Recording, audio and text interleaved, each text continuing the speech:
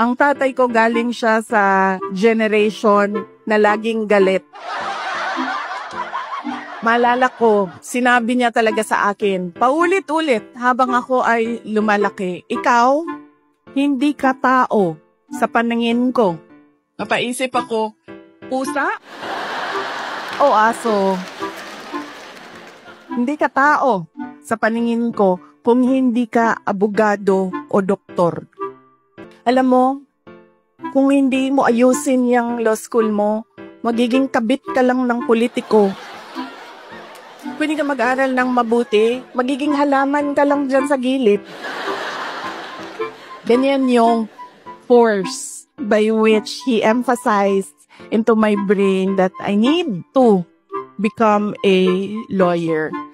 Hindi sa nanay ko dahil ang nanay ko sobrang supportive nun.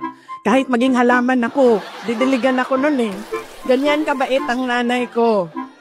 Pero nung nakita niya yung grade ko sa bar exams at nakita niya na mas mataas yung grade ko sa bar exams kesa sa kanya, 5 points ang layo namin. Doon siya nagbago.